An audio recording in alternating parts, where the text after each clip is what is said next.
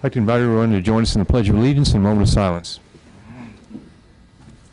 Pledge allegiance to the flag of the United States of America, to the republic for which it stands, one nation, under God, indivisible, with liberty and justice for all. Thank you.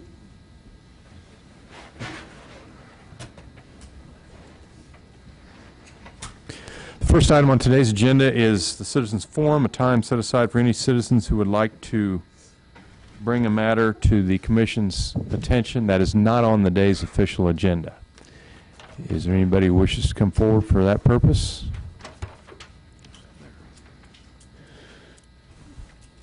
Seeing none, we will continue on. There are no awards and proclamations, so we will continue with public hearings and items scheduled for a certain time.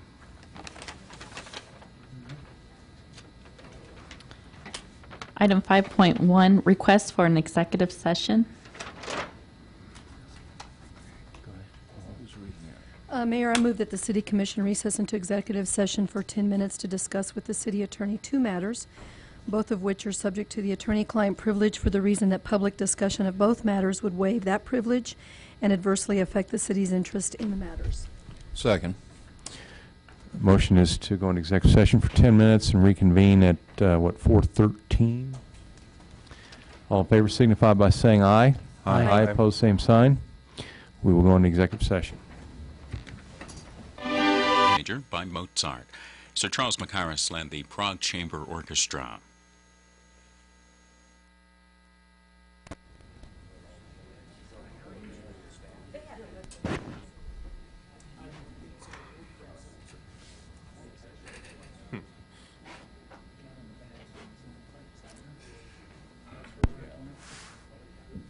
Around 6 o'clock, as afternoon breezes between, or rather winds between 20 and 30 miles per hour, with some gusts up to 40, and those winds out of the northwest there. We'll have mostly sunny skies then for tomorrow and northerly breezes.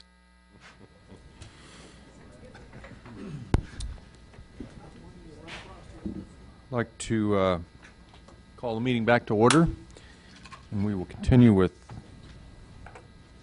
5.2 then.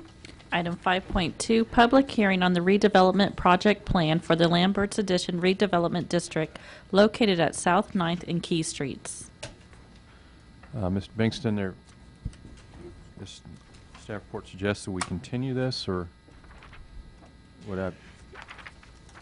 Yes, Mayor and Commissioners, I don't know if Mr. Gage would like to comment about the item in general, but certainly we are at the point in time at which the published notice or public hearing was to occur.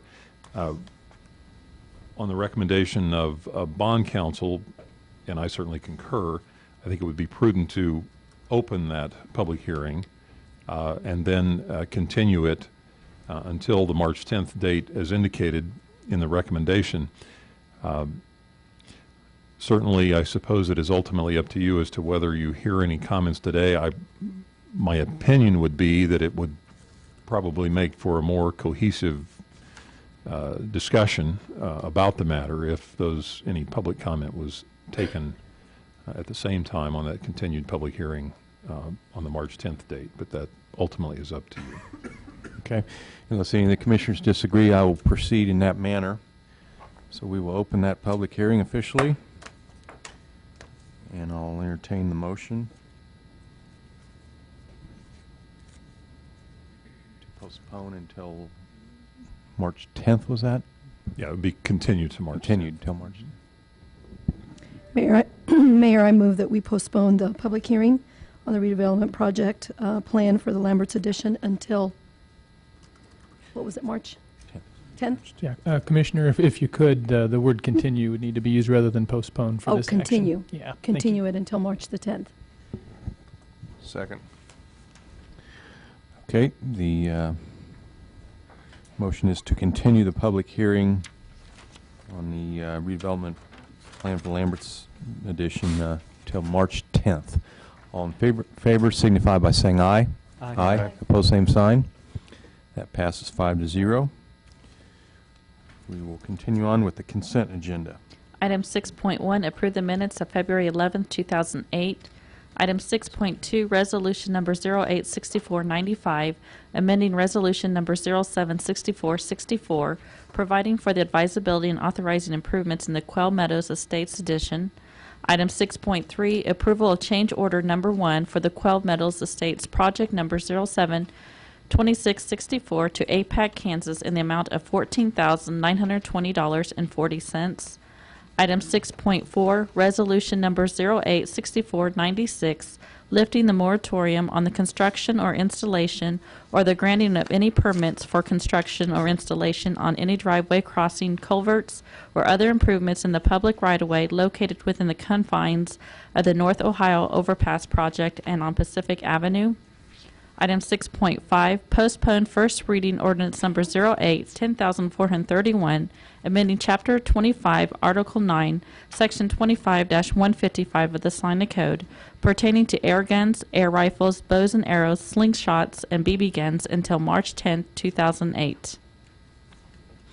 Any questions on the consent agenda? If not, I'll entertain a motion. Mayor, I'd move for approval of the consent agenda. Second. Motion is to approve the consent agenda. All in favor signify by saying aye. Aye. Aye. Opposed, same sign. That passes 5-0. There's no development business today, so I will continue with items of administration. Item 8.1, second reading ordinance number 08-10438, amending Chapter 8, Article 3, Division 3, Section 8-187 of the Salina Code, pertaining to classification of trade licenses. Okay, this passed on February 11th. I'd entertain any additional public comment if there is any. Seeing none, we'll bring it back to the commission. Mayor, I'd move for adoption of ordinance 08-10438 on second reading. Second. Motion is to approve ordinance 08-10438 pertaining to the classification of trade licenses. Will the clerk please call the roll? Commissioner Larson? Aye. Commissioner Peck? Aye. Commissioner Perney? Aye. Commissioner Vanier? Aye. Mayor Joka? Aye. Item 8.2, second reading ordinance number 08-10439, amending Chapter 8, Article 3, Division 3, Section 8-188 of the Salina Code, pertaining to qualifications for examinations for skilled trade licensing. This once again passed on February 11th, first reading. Any additional public comment? Commission action? Mayor, I'd move for adoption of ordinance 08-10439 on second reading. Second. Motion is to approve ordinance 08-10439, amending the pertinent section of Salina Code pertaining to qualifications for examinations for skilled trade licensing. Will the clerk please call the roll? Commissioner Larson? Aye. Commissioner Peck? Aye. Commissioner Perney? Aye. Commissioner Vanier? Aye. Mayor Joka? Aye. Item 8.3, first reading ordinance number 08-10440, amending Chapter 41, Article 4, Section 41-95 of the Salina Code, pertaining to corrections and refunds of water and sewer services. Ms. Tasker? Thank you, Mayor and Commissioners. Salina Code Section 41-95 currently allows for making corrections or refunds of overpayments or improper water bills for water and sewer services. In certain circumstances, the corrected charges may be of an amount requiring that a reasonable arrangements be made for payment over time. And the amendment to clarify this reads as follows. Section 41-95, corrections and refunds. In relation to bills and charges for water and sewer service, the city manager shall have the authority to make corrections, refund overpayments, assess corrective charges, or make reasonable arrangements for payment of corrective charges in any circumstances which it's deemed necessary. Physical note. The proposed amendment is generally revenue neutral, but should further assure accurate billings and collections for water and sewer services. Staff recommends adoption of ordinance number 08-10440 on first reading. Answer any questions you might have. Questions of Ms. Tasker? Excuse me. I believe so. Thank you very much. Any public comment? Commission action? Mayor, I move that we adopt ordinance number 0810440, pertaining to corrections and refunds of water and sewer service on first reading. Second. Motion is to approve ordinance number 08-10440, amending the pertinent section of Salina Code pertaining to corrections and refunds of water and sewer services. All in favor signify by saying aye. Aye. Aye. Pose same sign. That passes 5-0. Item 8.4, resolution number 086497, appointing members to various boards and commissions. I want to read those appointments first. To the Accessibility Advisory Board, Doug Reddick, Francis Dreiling. To the Animal Control Advisory and Appeals Board, Shannon Kinsley, Frank Herman, and James Lee. To the Building Advisory Board, Gary Palmatier, Carlin Zucker, and Darrell Bigsby. To the Disciplinary Advisory Board, Lorene Michelle Schutte. To the Heritage Commission, John Reynolds. To the Library Board, Nina Ainsley. To the Airport Authority, Eric Hardman and Troy Bansell. And to the Salina Economic Development Incentives Council, John Devine. So I would entertain a motion. Mayor, I'd move the resolution number 086497, appointing various board members, be approved. Second. Motion is to approve resolution 08-6497. All in favor signify by saying aye. Aye. Opposed, same sign. That passes 5-0. Item 8.5, authorize an additional supplement for the golf course operations. Mr. France?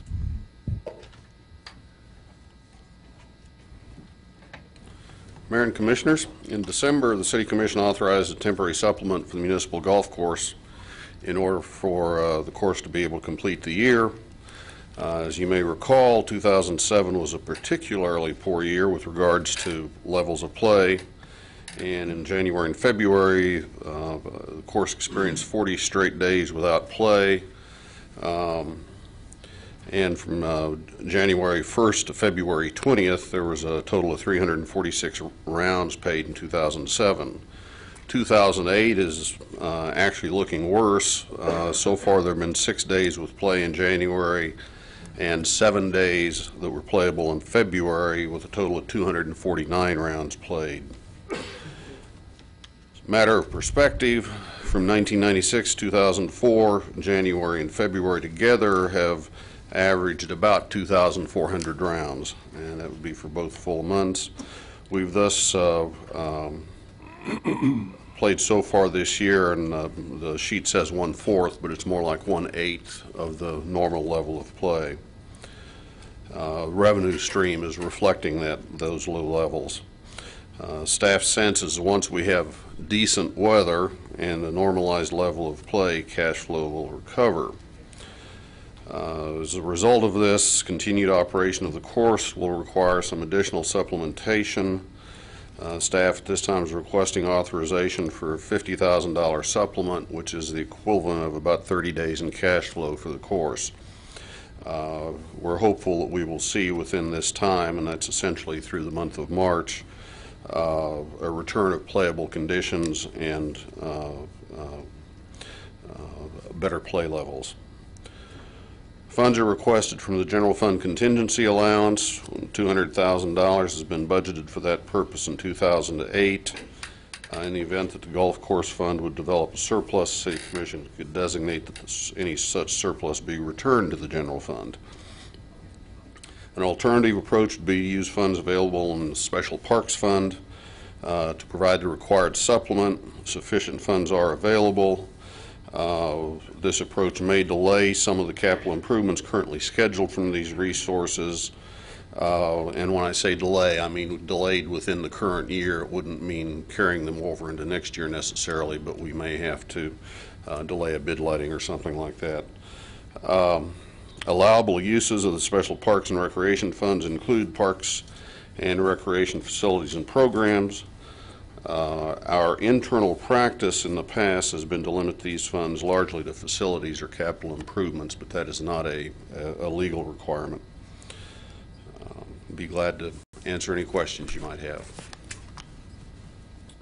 Questions, Mr. France?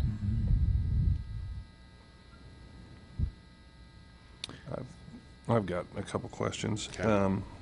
The general fund contingency, what types of projects would we normally see that kind of money go to?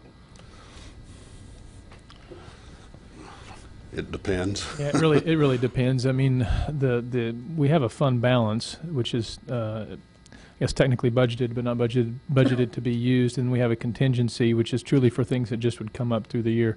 For example, we may go through the year, let's say that we spend our vehicles and equipment funds, but we had a piece of equipment that went out. We could very well use a contingency for something like that. Destroyed in an accident or a storm or something like that, and would use a contingency account to then cover the city's portion of that. So it's really for those unforeseen things that may pop up through the year.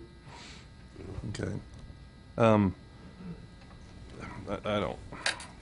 How have patron card sales been compared to previous years? I'm curious. Obviously, there's no doubt that weather has probably played more of a factor than anything, but I'm wondering about a backlash from sort of the increase in fees and that sort of thing. You know, I don't, first of all, we changed the pricing on the patron cards significantly, and we certainly didn't expect to sell as many of those as we had in previous years. We did expect to see some transition from folks who are players who bought patron cards to the multi-play card. Well, the multi-play card is good from the year of issue, so there's no incentive to buy a multi-play card until you can actually use it. I wouldn't do it either. I wouldn't go out in January and buy it until I was sure there was playable weather. But in answer to your question, we have sold 52 senior patron cards, 19 regular patron cards, and at this point 2 multi-play cards. So there have been some sales. The 19 regular patron cards, I think that when we looked at the information from the previous year, my best guess was sales of regular patron cards would be on the order of perhaps 50 or 60 based on rounds that have been played in the previous year. So, we don't think that is the primary concern. We just haven't had any days to play. And do we think that this 50,000 to get through 30 days of cash flow, if we're down that far, is this sticking a Band-Aid on, and are we really going to be able to pull out of this in March? I wish I could answer that for certain. I can't. Obviously, if we continue to have, if there are 7 days that are playable in March, we're going to be in the same situation at the end of March. Now, we're certainly hopeful that, this last go-around was the last hurrah for the winter weather, and that we'll start having some decent play, some decent weather. Yeah, Commissioners, if March more resembles spring, then we could have a pretty good March, but if it more resembles winter, it'll be pretty slow in March as well. My question is, how much was that allotment in December? Was it $50,000 also. So we've dipped into the cookie jar $100,000? Yes, yes.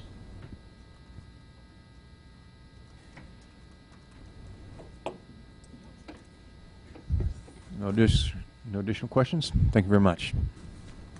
Entertain any public comment, if there is any. Sir? Just to tell you what... Please come up to the microphone. Name and address. I didn't come here to talk about this, but I can talk about weather. Right, John? Don Timmel, 534 Upper Mill. They're talking about another drought this summer, so maybe we'll get rid of the rain and you will make it up and we'll be able to play golf. But the weather's crappy, and every farmer in the country, March, April, May is what makes crops. So you got you 5 here and Jason worried about, and some golf players about whether they can play, and everybody else is praying for rain for crops. So when you get that over with, maybe the drought will make you come. But the ag weather reports and the long-range forecast talk for dry weather again, and if that's the case, we're not going to worry about the rain, at least. I thought I'd just pass that on.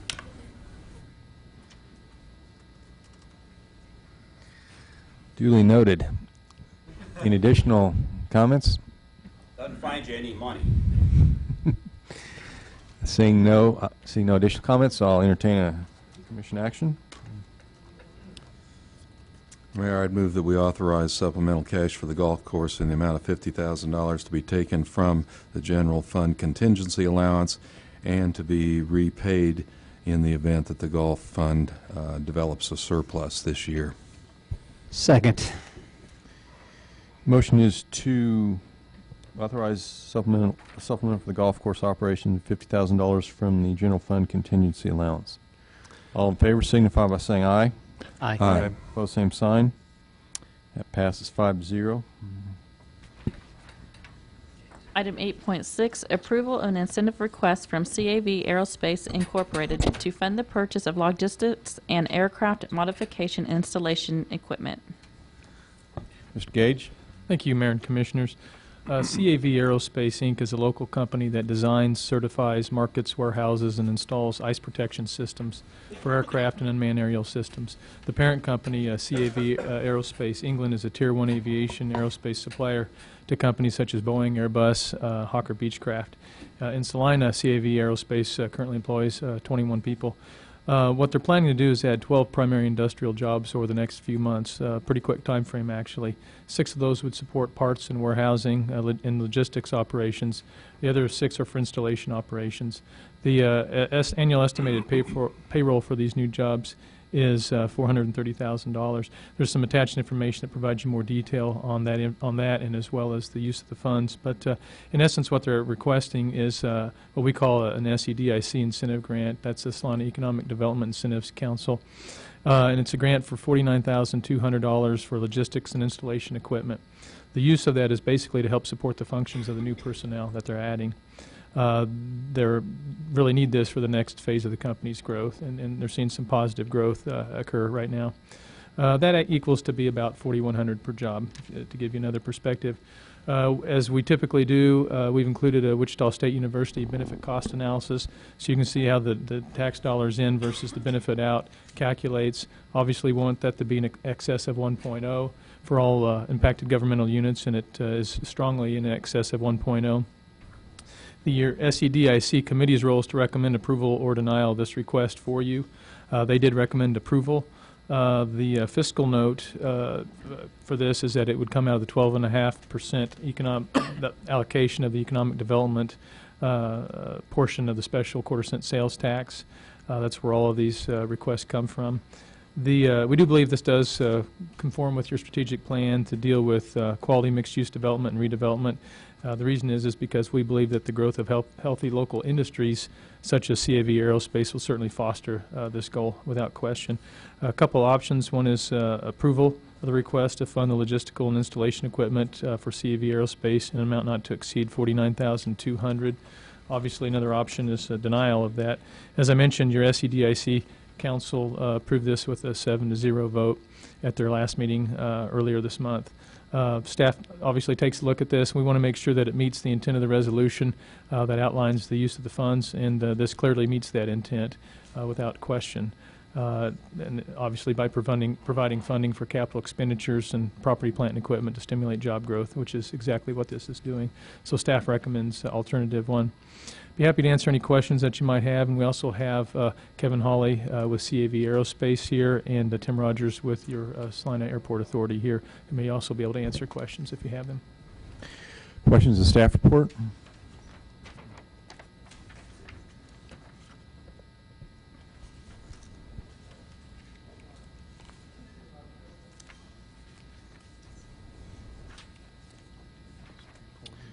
Seeing none, I'd entertain any public comment.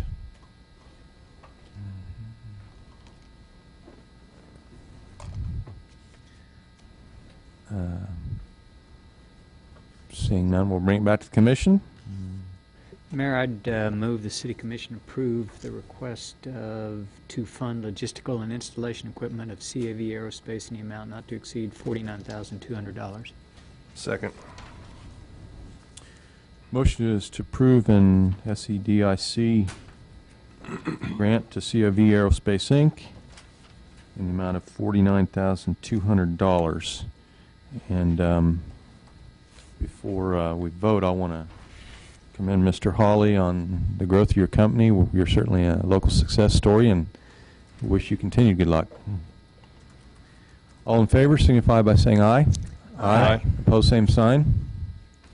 That passes 5-0. Item 8.7, Resolution Number 086498, adopting the Big Ideas, the Salina Arts and Humanities Commission's Assessment and Strategic Plan for 2008 through 2013. Mr. Hyken? Thank you, Mayor and Commissioners. I'm really honored to come before you today with the Big Ideas Cultural Assessment and Strategic Plan, which is a culmination of over a year's worth of work by a lot of people. The assessment began in January 2007 with a mandate to better connect arts, culture, and heritage offerings to Salina citizens. We hired this facilitator, Diane L. Matarazza, who conducted 69 public forums, meeting with 800 people from all walks of life in Salina. We had a great response for our public opinion surveys online and at Walmart, netting 1,178 surveys, 175 artist surveys, and 31 organizational surveys. All of this information, along with a geodemographic study of the 8 largest cultural organizations and their databases, went into a September findings report, which was followed by preliminary plan recommendations reviewed in late October of 2007. In January 2008, January 14th, Ms. Matarazza and steering committee co-chairs Randy Graham and Linda Smith presented the plan to you in the study session. The goals for the strategic plan are: 1, to make arts, culture, and heritage offerings welcoming, affordable, and accessible to all Salinans; 2, to make our community a more beautiful place in which to live, work, and visit; 3, use the arts, culture, and heritage as an engine to drive economic development and downtown and community revitalization; 4, make Salina a model community for cultural sector coordination, unity, and support; and 5, guide Salina's cultural development with enthusiasm, skill, excitement, and vigor. In terms of the implementation of the plan, this is now the time during which we make the transition from Ms. Matarazza's active guidance to a structure which she has recommended and which we propose to follow, and that is that the Steering Committee and Salina Arts and Humanities Commission will have 6 task forces, 1 for each of the 5 goal areas that I just mentioned, and a 6th, which is a fundraising committee, which will be chaired by Mr. Graham. Each task force will watch over and do whatever is necessary to implement the particular planned goal. There will be annual assessment by Salina Arts and Humanities and the Steering Committee to make sure we're on track with implementation. Each task force will have an implementation budget administered by the Arts and Humanities staff. The plan recommends that Arts and Humanities move more to a service rather than programming function, that we become more of a service agency, which is consistent with the overall trend in arts councils and arts commissions in the United States. That said, the Smoky Hill River Festival production and creation would remain at the center of Arts and Humanities function.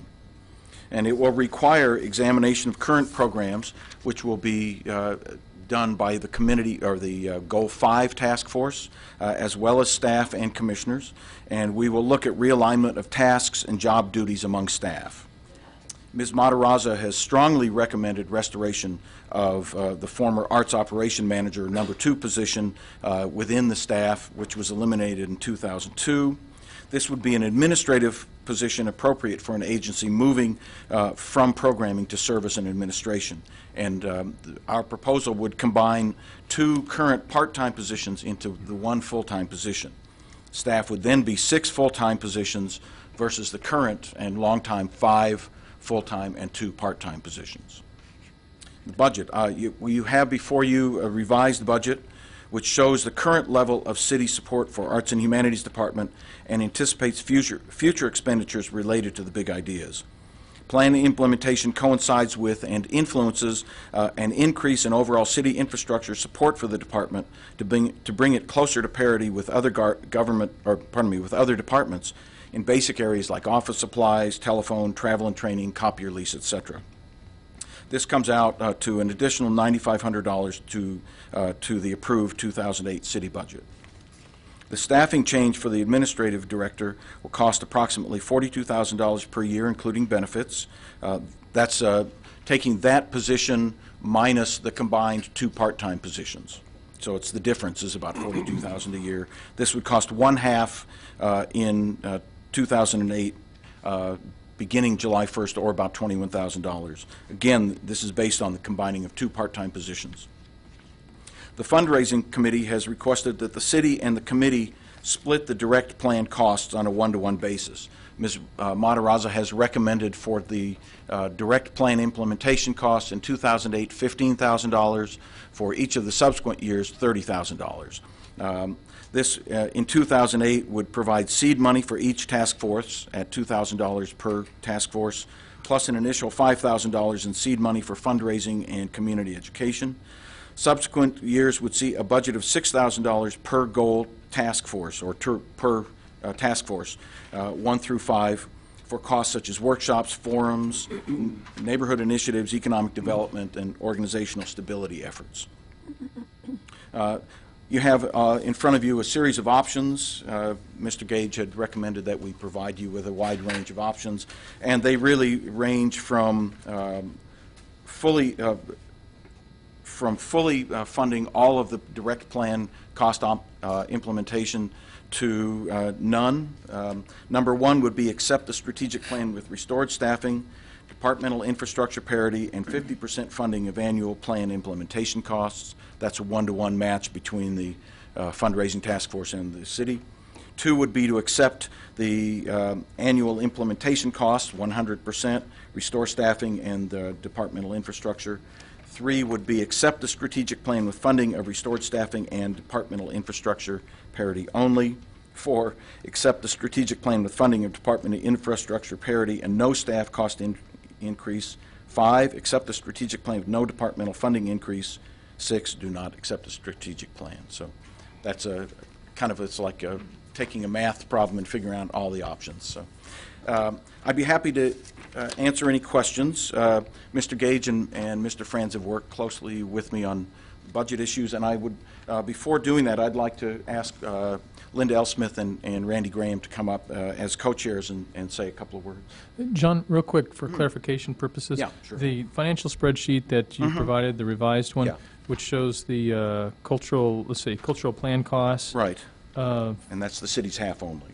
For 2008, was the 15,000 number? Yes, that's right. That's a full number, isn't it? Yes, 15,000 is the full number on that. Right, so half is just for 2008. Yes. That's So I just want to take that Yeah, back yeah. to your options then. The number 2 option is the one that represents this spreadsheet, isn't Actually, it? it's the number 1 option, 50% Sure. funding of annual plan implementation costs. But you want mean 50,000 of the 50% of the 15,000, or Yes, 50% of 15,000 in the first year, The first year. 50% of 30,000 in each of the subsequent years. And Okay, I that's see. number 1. It's 30,000. Okay, thank you. That helps. Yes, thanks. Good afternoon. Just wanted to make a brief statement and just say thank you to the commissioners for your time and your effort with us on this. It's been a long time getting this put together, and we're excited about it and hoping that we'll have a passage of this so we can move on. We want to thank the staff here. Our commissioners have worked really hard. Our staff has worked really hard. And so we just want to say thanks and let you know that we're ready to go. So hopefully if you have questions, we can answer those. Ditto to that what Linda said, but basically to say that we're eager to start the implementation of the plan, that Salina's long had a great track record of public-private partnership and when it comes to the arts, and that's what we're contemplating again with the sharing of the expenses. And as John mentioned earlier, there's been a tremendous involvement by community in the process this last year, and we would anticipate that continuing in 2008 and through 2012 as those goals are implemented. So we're ready to go if you say so. Thank you. Thank you. Thanks very much. I also want to acknowledge Randy and Linda's incredible engagement and participation in this whole process. Be happy to answer any questions you might have. In your budget, they talk about the funding task force. Where does that fit into the equation, In terms of, this budget? well, that would be, Randy, John, that's I think there's $5,000 appropriated there in year 1 in 2008 for the funding task force to do its work. And then beyond that, there's nothing in there in the budget for the funding task force. Funding task force is to explore the health of the current nonprofit cultural organizations in the community, also looking at the arts and humanities, but working with Community Theater and Stiefel and Arts Center and other agencies to assess where they are today and where they need to be over the next 5 years. So that's what Diane Matarazza had recommended, was that there be $2,000 per 5 goals, and then $5,000 to initiate the funding task force. But then the purpose then is to figure out where they need to be in 5-10 years from now, and then come back to the city to ask them for those funds, or is this also a fundraising? It's fundraising. That those funds could come from any number of places, not necessarily the city, but potentially the city. There are, I think, different types of grants and, taxes, and whether they're county or city or federal or state, or there are just a number of ideas that need to be pursued. There's really nothing in process on that at the moment. We'd also be looking at as a staff, at working with the fundraising committee to identify potential funding sources. Our preference, and it really is tied to the nature of how much of a service agency we need to be, but our preference would be to find funding sources that would be regional in nature, and really be having initial funding from the city will help us leverage being able to get, we think, regional or even national funding. So there are a number of national foundations which do support strategic plan implementation, Wallace Foundation, Nathan Cummings Foundation. So that would be the staff's part of the fundraising, would be really looking at the sources to be able to match this. Well, then will the funding task force be a permanent task force, or is this just a short-term? It's for the life of the plan. For the first 5 years, it's something that we would look at, and it might also be able to morph into something that we could utilize as a resource for the Arts and Humanities Foundation and for support of the other cultural organizations. How important do you are you looking at private funding for the future and to make this a successful? Well, I think it's quite important. I think that we really have looked at this all along as a public-private partnership with raising the expectations of so many people. I think that the more that, the dance that we have to do is to make sure that we're not in the process of doing this, utilizing resources that could go to support the other cultural organizations. So that's why I say my emphasis in terms of grant writing, for example, will really focus on looking at other regional foundations, and as far as Kansas City and Wichita, and then looking at how we can leverage this into national support. So, but the private is really important. Anything else you? Okay. Just to say that I know all the arts organizations continually struggle with operating dollars on an annual basis, and the hope of that funding committee is that we can help them find ways to work with that. And so we'll be looking for their input as well. A couple questions. Basically, you're converting you're limiting 2 part-time employees and going with a full-time employee in their place. Okay. Right, that's correct. Secondly, was there any discussion of streamlining 6 task forces? Seems like a whole bunch to me. For example, do you really need a separate task force to guide Salina's cultural development with enthusiasm, skill, excitement, and vigor? Well, that's really, that's more of an internal task force. That would be a group that would work with staff on on examining programming and working on doing some of the restructuring. I would anticipate that that one might very well wither away. I think that we'll find that as we start out with this, that the functions that people do, that the committees or task forces do, will kind of rise or fall away. But I agree with you that that's a pretty big task. So. Well, it seems to me like you ought to try to boil these down into maybe 3. It might very well be possible to do that. Yeah. Is your staff up to this? Mm-hmm. They are. We are. I think we have to look at reorganizing what we do, looking at changing some of our job descriptions, changing our tasks. But we've been working on this for a long while, and it's something that we have to do, something that we want to do. Won't be any infighting, no bickering. Everyone be one big happy family. As much as any happy family has no infighting or bickering, sure. Yeah. That's good. It's good to disagree now and then. It's healthy. Yeah. Healthy discussions. Additional questions? Seeing none at the moment, I'll entertain any public comment, if there is any. Seeing none, we'll bring it back to the commission.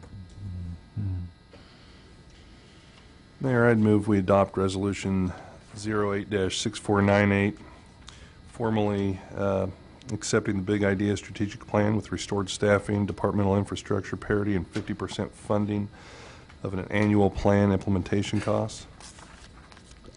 Second.